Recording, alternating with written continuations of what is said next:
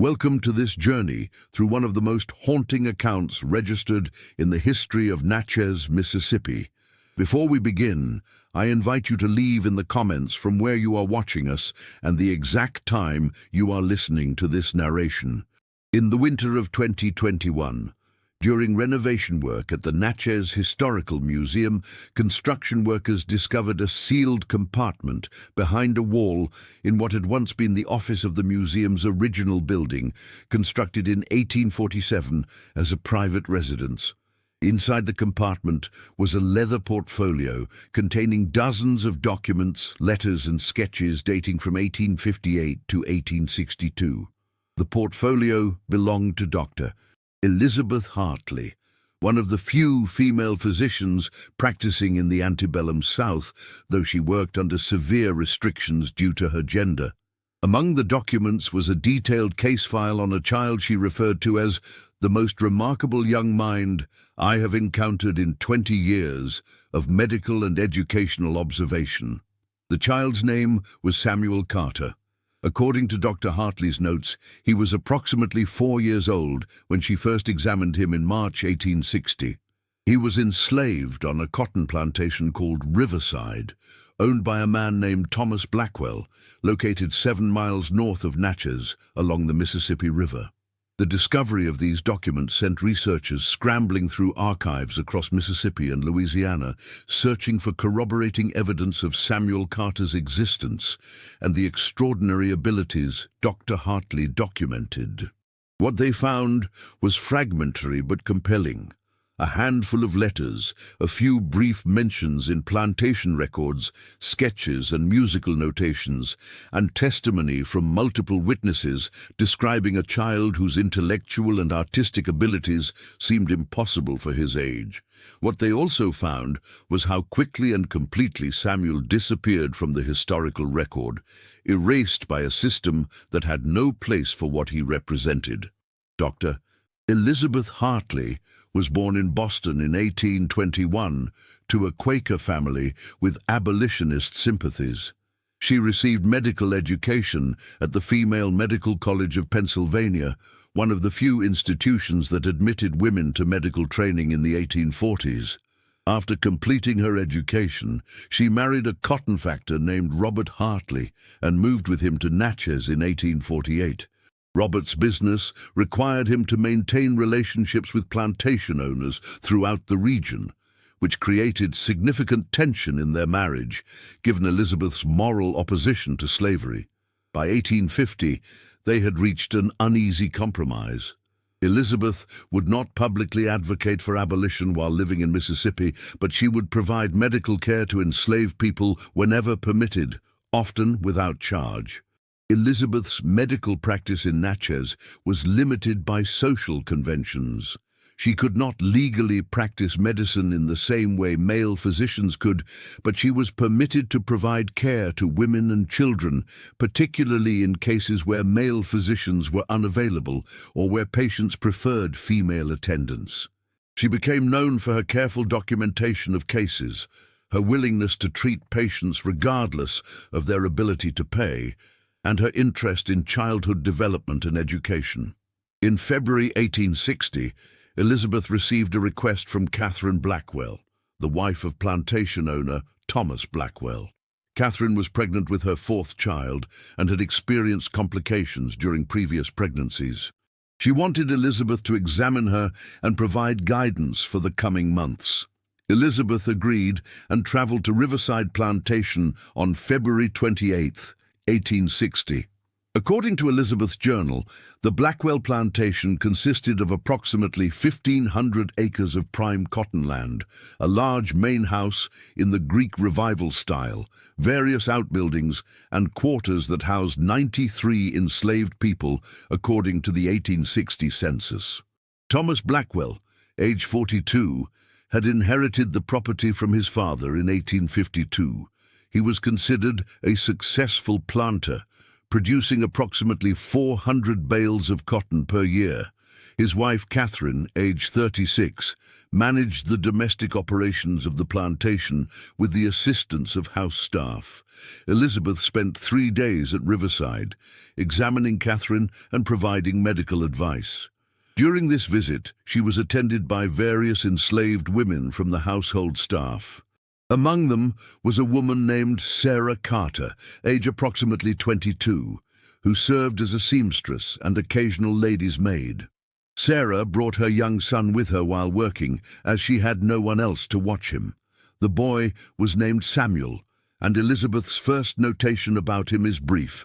March 1st, 1860, Mrs. Blackwell's maid Sarah brought her small son to the house today.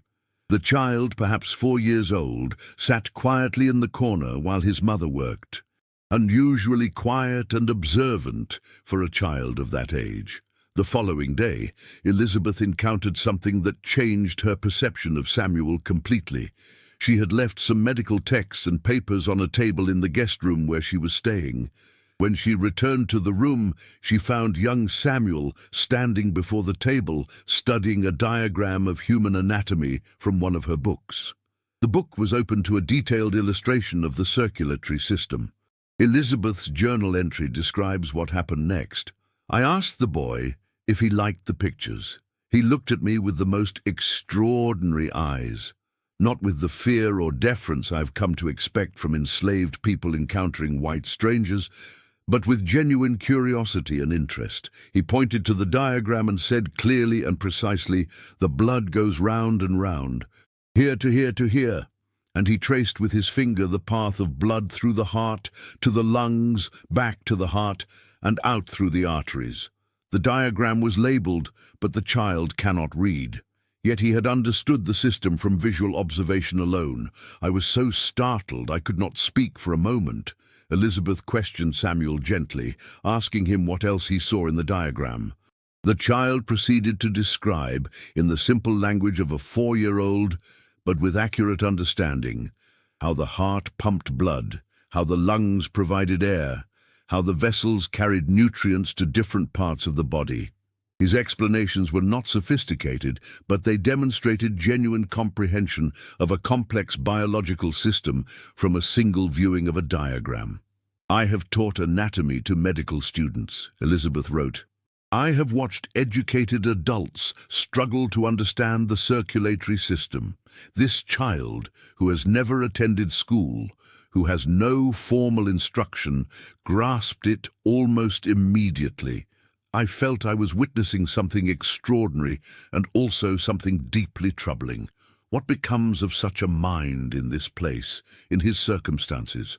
Elizabeth spent the remainder of her visit observing Samuel whenever possible.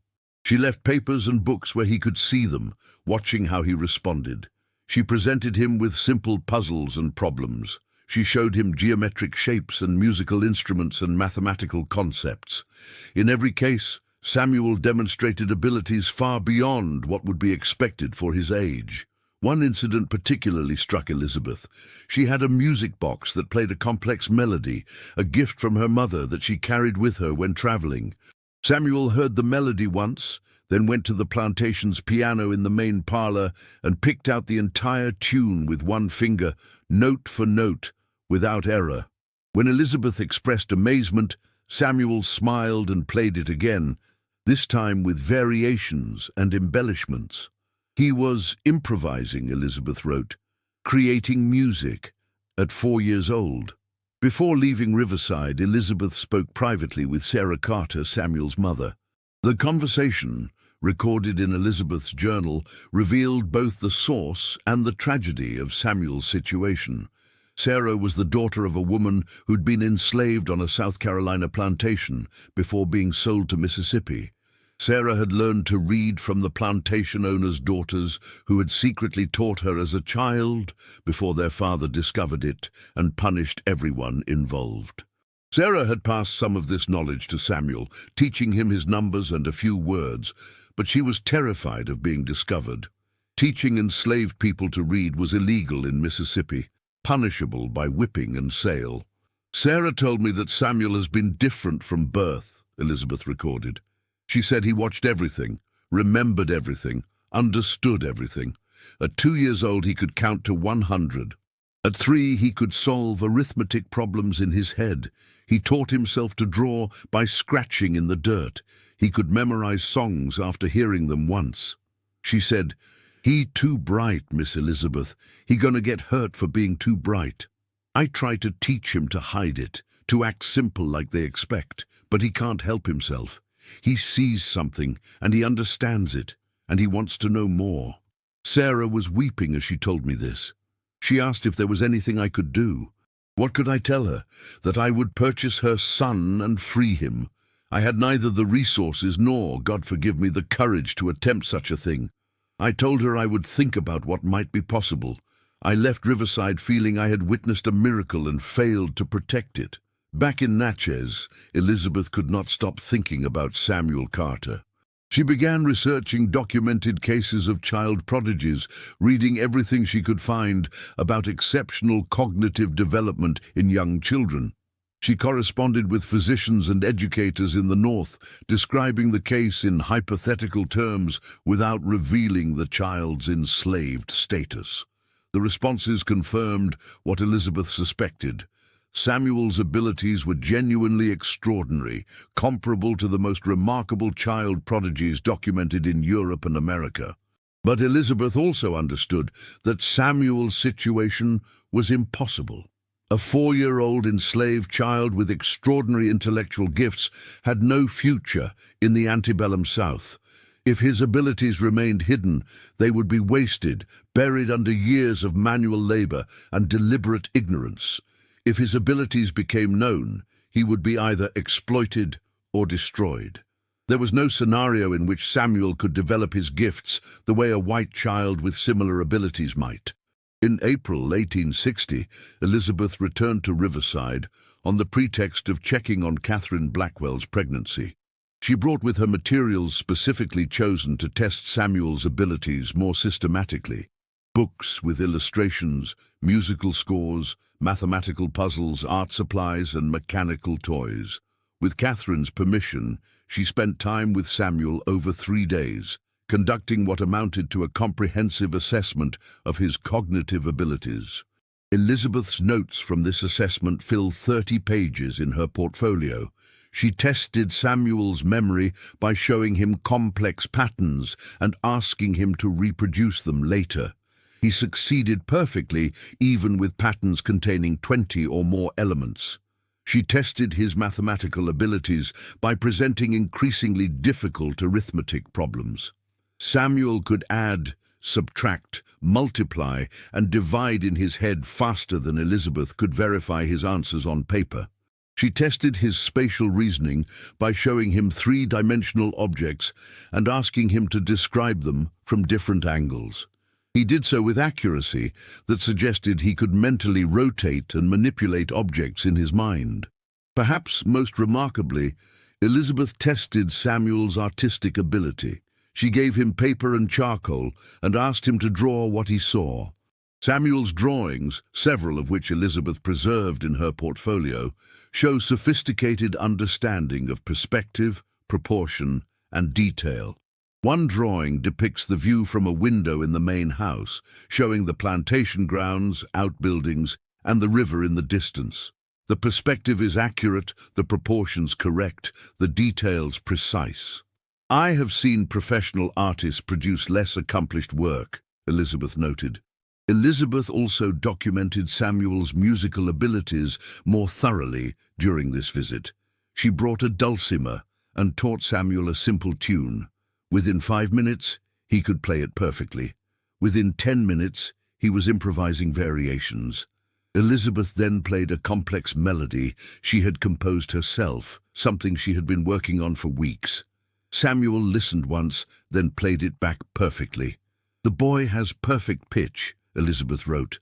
"He can hear a note and reproduce it exactly.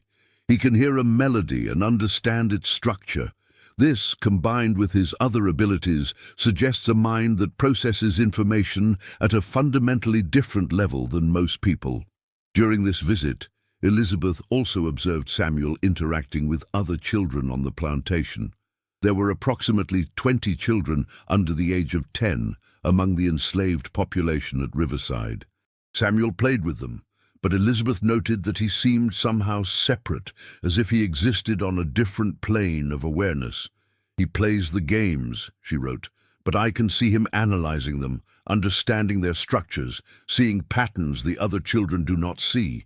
He is kind to the other children, gentle and patient, but he is also lonely in a way that breaks my heart. He has no peers. There is no one who can understand what he experiences or how he thinks." Elizabeth spoke again with Sarah Carter during this visit. Sarah's fear had intensified.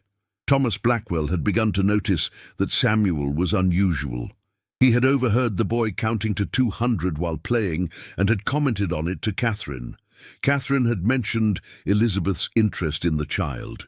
Thomas was not hostile, but he was curious, and Sarah knew that curiosity from a slave owner could be dangerous. "Sarah begged me not to draw attention to Samuel," Elizabeth recorded.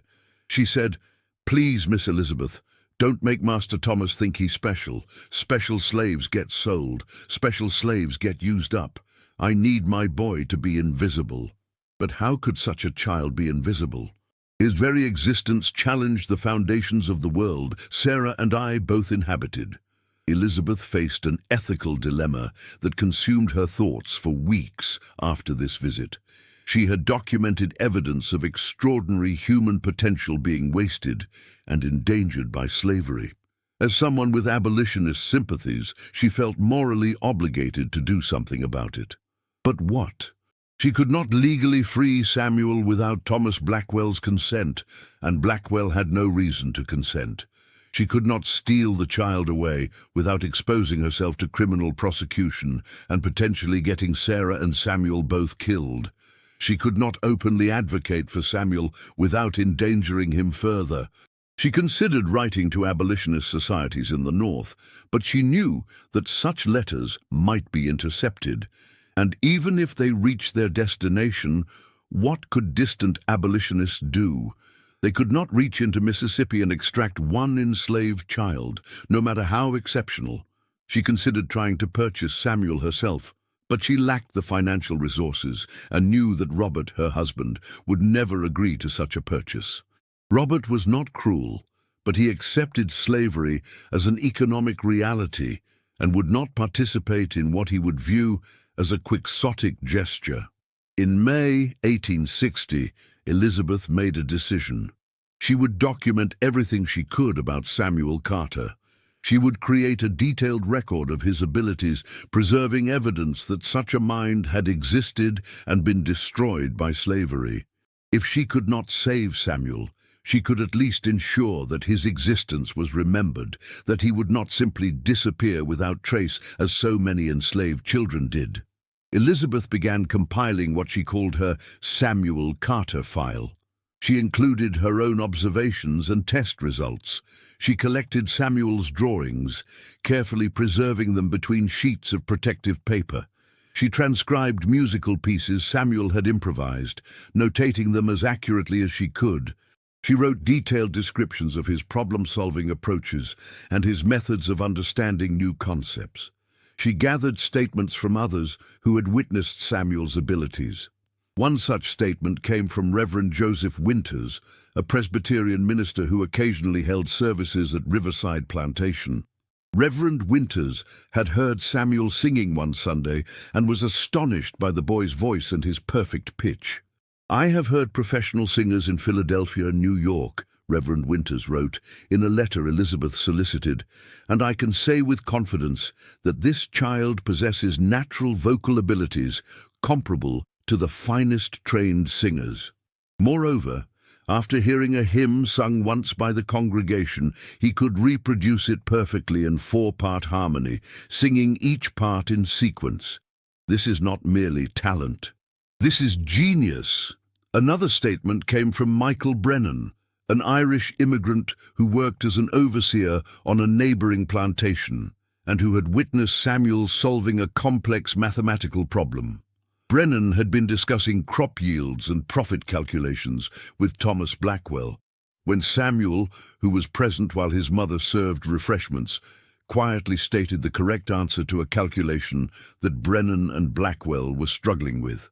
"I thought I had misheard him," Brennan wrote, "but when I worked through the mathematics on paper, the boy's answer was exactly correct. He had calculated in his head, in seconds, what took me several minutes with pencil and paper." Through the summer of 1860, Elizabeth continued visiting Riverside periodically, always under the pretext of attending to Catherine Blackwell's pregnancy. During these visits, she spent as much time as possible with Samuel, teaching him when she could, documenting his progress, and growing increasingly attached to this extraordinary child. She brought him books with pictures, mechanical toys that could be taken apart and reassembled, materials for drawing and writing. Sarah allowed these interactions because she trusted Elizabeth, but she remained terrified that they would attract dangerous attention. Elizabeth's journal entries from this period show her wrestling with profound moral questions. "What is my responsibility here?" she wrote in June. "I am witnessing the destruction of a human being who could potentially contribute extraordinary things to human knowledge and culture. Samuel could be a mathematician, a musician, an artist, a scientist. Instead, he will be a field hand, working until his body breaks, his mind wasted. And I am complicit in this. I document his abilities, but I do not free him. I admire his genius, but I do not challenge the system that enslaves him. What does this make me? Am I better than those who openly defend slavery because I privately oppose it while benefiting from the world slavery created?" In July 1860, national political tensions were reaching a crisis point. The Democratic Party had split at its convention, unable to agree on a platform regarding slavery in the territories. The Republican Party had nominated Abraham Lincoln, who opposed the expansion of slavery. Southern states were openly discussing secession if Lincoln were elected. In Natchez, as throughout the South, conversations became increasingly focused on political questions and Southern rights. In this atmosphere, Thomas Blackwell began to see Samuel Carter differently. Blackwell had initially viewed Samuel as merely a curious anomaly, an unusually bright child, but nothing more. As political tensions increased and debates about slavery intensified, however, Samuel became something else, potential evidence in an ideological argument. Pro-slavery advocates frequently claimed that people of African descent were inherently intellectually inferior, incapable of high-level thought or cultural achievement. Samuel's abilities contradicted these claims. According to Elizabeth's notes, Blackwell began testing Samuel himself, presenting the boy with problems and puzzles, showing him to visitors, using him to demonstrate what exactly. Elizabeth was never certain of Blackwell's motives. Perhaps he wanted to prove that even exceptionally intelligent enslaved people remained property and thus did not threaten the system. Perhaps he simply enjoyed owning something rare and remarkable. Perhaps he was genuinely curious about Samuel's abilities without considering the implications. Whatever his motives, Blackwell's increased attention to Samuel created exactly the situation Sarah had feared. By August, word had spread through Natchez society about the remarkable slave child at Riverside Plantation. Visitors came specifically to see Samuel perform. They would present him with mathematical problems, musical challenges, memory tests. Samuel, who had no choice in the matter, performed as requested. He solved problems, played melodies, demonstrated his abilities, while adults watched and commented as if he were a trained animal rather than a human child. Elizabeth witnessed several of these demonstrations and found them deeply disturbing. "They treat him as a curiosity," she wrote, "a freak of nature, an amusing anomaly. They marvel at his abilities while simultaneously insisting that he remains fundamentally inferior to themselves. They will watch him solve equations they cannot solve, then in the next breath assert that his race is incapable of high civilization. The cognitive dissonance is staggering, but more troubling is what this does to Samuel. I can see the child withdrawing into himself. He performs when commanded, but the joy he once took in learning and creating is being crushed by this exploitation. In September 1860, an incident occurred that dramatically escalated the situation. A planter named Harrison Devereux from Louisiana visited Riverside Plantation on business with Thomas Blackwell. Devereux brought with him a professor from a college in New Orleans, a mathematician named Dr. Antoine Mercier, who specialized in number theory and had published several academic papers. Blackwell, wanting to impress his guests, arranged a demonstration of Samuel's abilities. Dr. Mercier, skeptical about claims of a child prodigy, presented Samuel with a series of increasingly difficult mathematical problems. According to Elizabeth's account, based on testimony from multiple witnesses who were present, Samuel solved every problem correctly. The final problem involved calculating prime number sequences, something Dr. Mercier had been researching for years. Samuel not only solved the problem, but described a pattern in the sequences that Dr. Mercier had not previously considered. Dr. Mercier's response was documented in a letter he wrote to a colleague in France, a letter that Elizabeth later obtained a copy of through her correspondence network. Mercier wrote, "I have encountered something that challenges my understanding of human cognitive development. This child possesses mathematical intuition that would be extraordinary in an adult mathematician with years of training. In a 5-year-old child with no formal education, it is almost impossible to comprehend. I find myself forced to reconsider assumptions I have held about the relationship between education and innate ability, between nature and nurture, between race and intellectual capacity." But Mercier's intellectual crisis did not translate into action for Samuel's benefit. Like so many others who witnessed Samuel's abilities, Mercier was troubled by the implications, but unwilling to challenge the system. He returned to Louisiana and to his academic life, taking with him the mathematical insight Samuel had provided, but leaving Samuel himself in bondage. Harrison Devereux, however, had a very different response. Devereux was a wealthy plantation owner who collected rare and unusual things, exotic animals, unusual plants, mechanical curiosities, and valuable slaves. He saw Samuel as an acquisition that would bring him prestige and potentially profit. He offered to purchase Samuel from Thomas Blackwell for $2,500, an extraordinary sum for a 5-year-old child.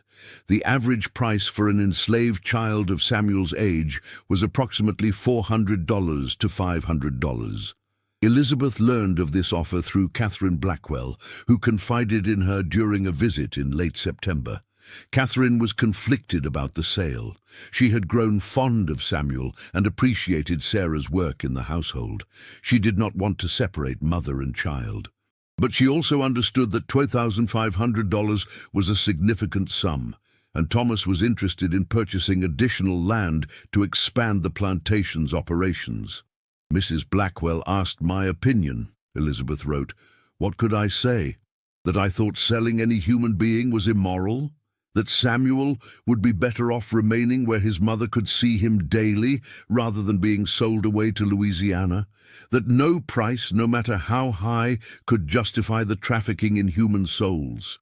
I said that separating families seemed cruel, knowing even as I spoke that my words were inadequate and probably ineffective." Thomas Blackwell delayed his decision on Devereux's offer through October. Meanwhile, national political tensions continued to escalate.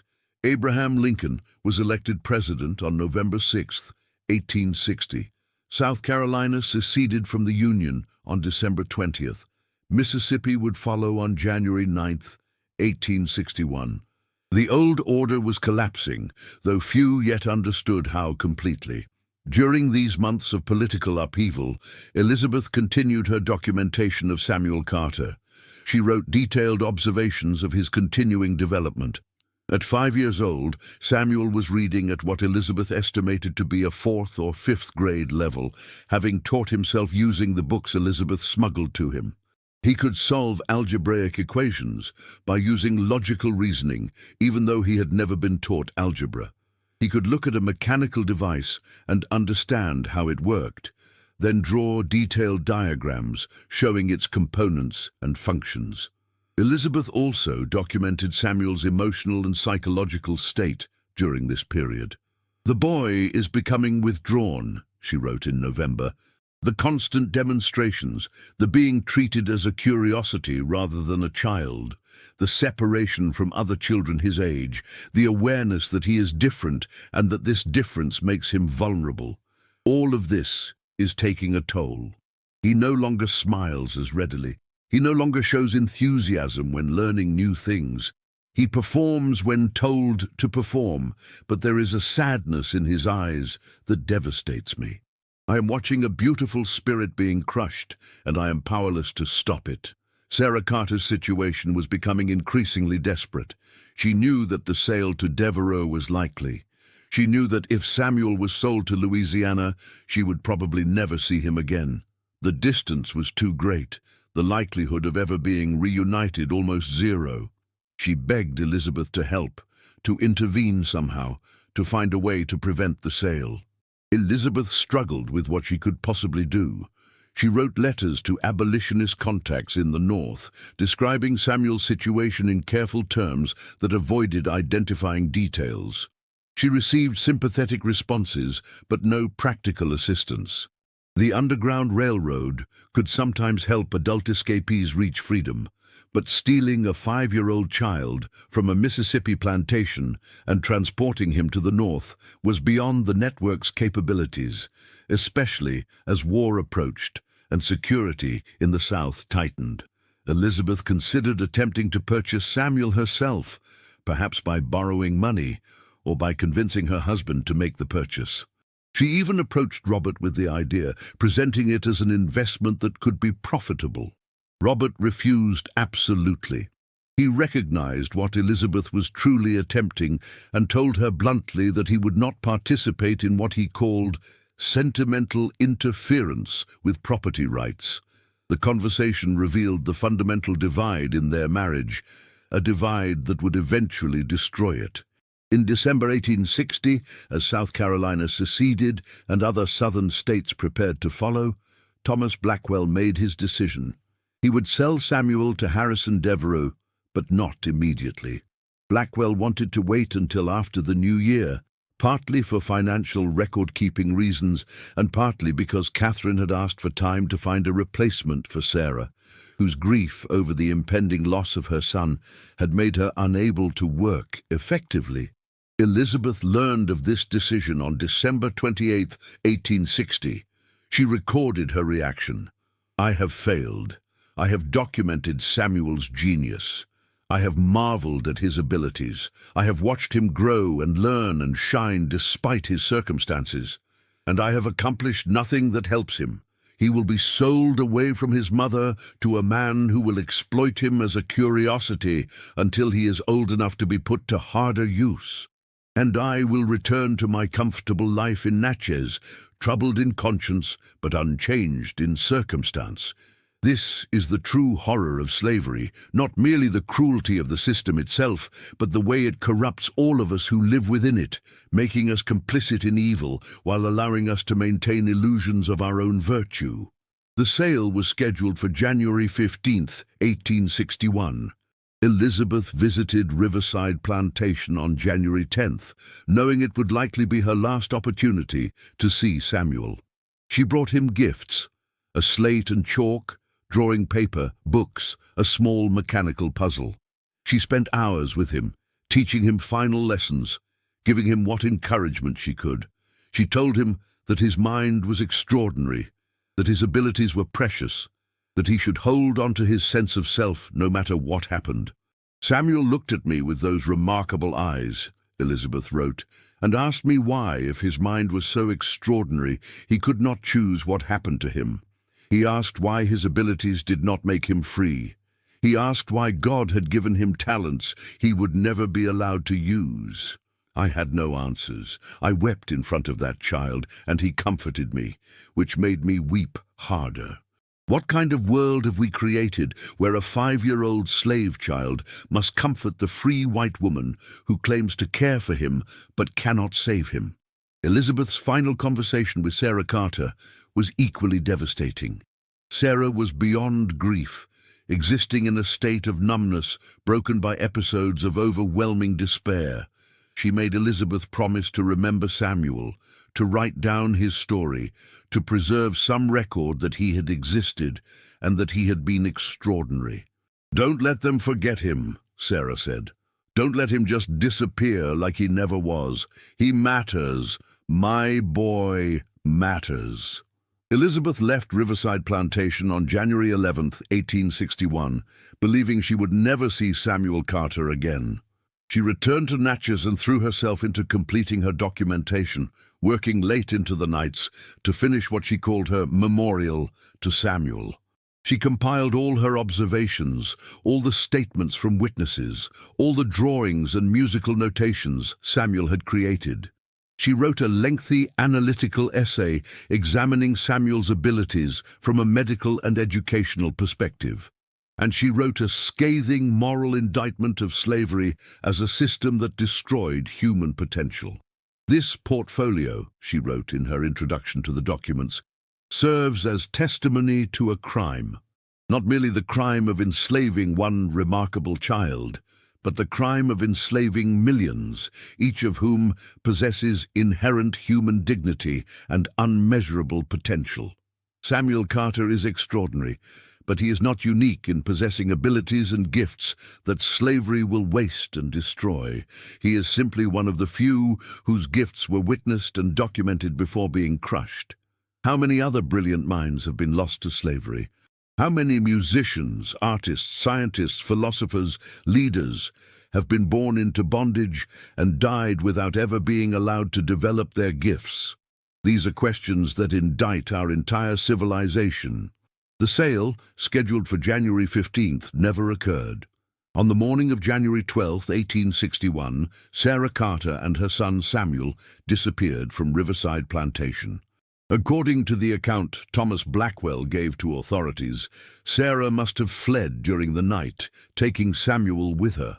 Blackwell organized search parties. He notified slave patrols. He offered a substantial reward for their capture and return. No trace of them was found. Elizabeth's journal entries from the days following the disappearance show her torn between hope and terror. She had not participated in planning any escape, had no knowledge of how Sarah and Samuel had fled or where they had gone, but she desperately hoped they had somehow reached safety, even though she knew the odds of an enslaved woman and small child successfully reaching the North were vanishingly small. The historical record provides no definitive answer about what happened to Sarah and Samuel Carter. Elizabeth's portfolio contains speculation, but no certainty. Several possibilities exist, all documented in fragmentary and unreliable sources. One account comes from a letter written in 1863 by a Quaker woman named Rachel Morrison, who worked with the Underground Railroad in southern Illinois. Morrison described a woman and child who appeared at a safe house in January 1861, having somehow made their way up the Mississippi River. The woman was in poor health, suffering from frostbite and exhaustion. The child was approximately 6 years old and was described as uncommonly intelligent and observant. Morrison's letter does not provide names, but the timing and details are consistent with Sarah and Samuel. However, Morrison's letter also notes that the woman died within weeks of reaching the safe house, likely from pneumonia contracted during the journey. The child, according to Morrison, was taken in by a Quaker family in Illinois and was enrolled in school under a new name. Morrison provided no further details, explaining that she destroyed most records of escapees to protect them from possible recapture. Another possible reference appears in records from a contraband camp in Louisiana in 1863. A Union Army chaplain named Daniel Foster wrote about teaching formerly enslaved children and mentioned one boy, approximately 7 or 8 years old, who demonstrated extraordinary mathematical and musical abilities. The boy's name was recorded as Sam, with no surname provided. Foster wrote that the boy had been separated from his mother during the chaos of the war and was trying to find her. Foster's journal provides no further information about what happened to this child. A third possible reference appears in much later records from the 1890s. A black educator named Samuel C. Turner, working in Chicago, was profiled in a newspaper article about his mathematical and musical talents and his work teaching formerly enslaved people and their children. The article mentions that Turner was born in Mississippi around 1855 and came north during the Civil War, but provides no other biographical details. The age would be approximately right for Samuel Carter, and the initials match, but this connection is entirely speculative. The truth is that we do not know what happened to Samuel Carter after January 12, 1861. He and his mother vanished into the chaos of a nation about to tear itself apart in civil war. They may have reached freedom and safety. They may have died during their escape attempt. They may have been captured and returned to slavery or sold away where Elizabeth could never trace them. The historical record simply does not provide answers. What we do have is Elizabeth Hartley's portfolio, discovered in 2021 and now held by the Natchez Historical Museum. The portfolio has been digitized and is available to researchers. It contains approximately 150 pages of documentation about Samuel Carter's brief, observed life. It includes Elizabeth's medical and psychological observations, statements from witnesses, drawings Samuel created, musical notations of pieces he improvised, and Elizabeth's own moral reflections on what she witnessed. The drawings are particularly poignant. Several show views of the plantation, the main house, the quarters, the fields stretching to the river. One shows Sarah Carter's face, drawn with remarkable skill for a 5-year-old, capturing her expression with emotional depth. Another shows children playing, rendered with sophisticated understanding of perspective and movement. These drawings are now recognized as the work of an extraordinary artistic talent that was never allowed to develop. The musical notations show similar promise. Samuel's improvisations, as transcribed by Elizabeth, demonstrate sophisticated understanding of harmonic relationships and melodic structure. One piece, which Elizabeth titled Samuel's Song, though she notes that Samuel himself had no name for it, has been performed by musicians who describe it as hauntingly beautiful and surprisingly mature in its emotional content. Elizabeth Hartley's own life took a dramatic turn after Samuel's disappearance. In February 1861, she left her husband and returned to Boston, where she resumed medical practice and became active in abolitionist circles. She used her experiences in Mississippi to give lectures about slavery's human cost, though she rarely mentioned Samuel specifically, fearing that doing so might endanger him if he had survived.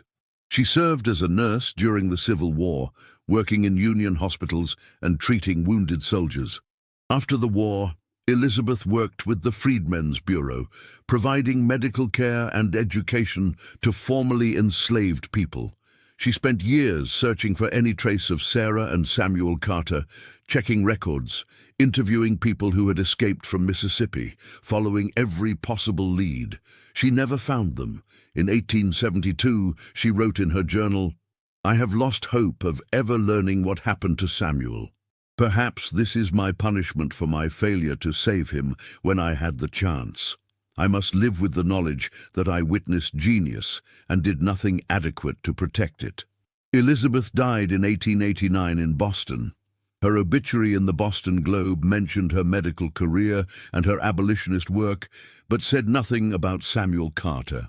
The portfolio documenting his story was sealed into the wall of her Natchez residence at some point before the building became a museum, possibly by Elizabeth's executors who were settling her estate. It remained hidden for 132 years. The discovery of the portfolio in 2021 generated significant academic and public interest. Historians used Elizabeth's documentation to better understand childhood development in the 19th century, the nature of genius and talent, and the enormous human cost of slavery. Psychologists analyzed Elizabeth's observations to better understand cognitive development and the manifestation of exceptional abilities in young children. Musicians performed Samuel's compositions. Art historians studied his drawings. But perhaps the most significant impact of the discovery was how it humanized the abstract concept of slavery's waste of human potential. It is easy to speak in general terms about how slavery prevented millions of people from developing their abilities and contributing to human knowledge and culture. It is more powerful to see specific, documented evidence of one extraordinary child whose gifts were recognized but not valued, documented but not protected, marveled at, but ultimately destroyed or lost. Samuel Carter represents all the enslaved children whose potential was buried beneath the weight of their bondage. He represents the musicians who never played, the scientists who never experimented, the mathematicians who never calculated, the artists who never created, the leaders who never led. He represents millions of wasted lives, millions of untold stories, millions of contributions to human civilization that never happened because slavery prevented them. The question of what became of Samuel Carter may never be answered definitively, but the question of what Samuel represented has a clear answer. He represented the fundamental evil of a system that treated human beings as property, that measured people's worth by their usefulness to others rather than their inherent dignity, that destroyed potential without remorse or hesitation. Whether Samuel survived to adulthood or died as a child, whether he lived in freedom or remained in bondage, whether he ever had opportunity to develop his gifts or spent his life in manual labor, in every scenario, the injustice is absolute. Elizabeth Hartley's portfolio ends with a statement she wrote shortly before leaving Mississippi. "I have documented what I witnessed because I could do nothing else. I could not save Samuel Carter. I could not free him or protect him or ensure he would have opportunity to become what he might have become. But I could refuse to let him disappear without trace. I could create a record that says this child existed. He was real. He was extraordinary. And what was done to him was wrong. If this record survives, perhaps someday someone will read it and understand not just Samuel's story, but the stories of millions like him. Perhaps someday we will have built a world where children like Samuel are protected and nurtured rather than exploited and destroyed. That is my hope. It may be a foolish hope, but it is all I have. That hope, preserved in hidden documents for over a century, now reaches us. We know about Samuel Carter not because the system that enslaved him valued his gifts, but because one woman refused to let him be forgotten. Elizabeth Hartley was complicit in that system, benefited from it and failed to destroy it or even to rescue one child from it. But she did create a record, and that record survives as testimony to what was lost, to what was destroyed, to what slavery meant in the most personal and devastating terms. We do not know if Samuel Carter survived to adulthood. We do not know if he ever had opportunity to use his extraordinary gifts. We do not know if he lived in freedom or died in bondage. But we know he existed. We know he was extraordinary. We know he mattered. And we know that the system that treated him as property committed a crime against human potential that can never be forgiven or forgotten. This is Samuel Carter's legacy, a few dozen drawings, some musical notations, pages of observations from a troubled physician, and questions that force us to think about human value, wasted potential, and our own responsibilities when we witness injustice. His story should anger us. It should grieve us, and perhaps if we allow it, it should change how we think about the systems we participate in and the people whose potential those systems waste or destroy. If this story has moved you, I encourage you to share it, to reflect on its meaning, and to consider what it tells us about the cost of oppression and the imperative to recognize and protect human potential wherever we find it. Please leave your thoughts in the comments and subscribe for more stories from history that deserve to be remembered.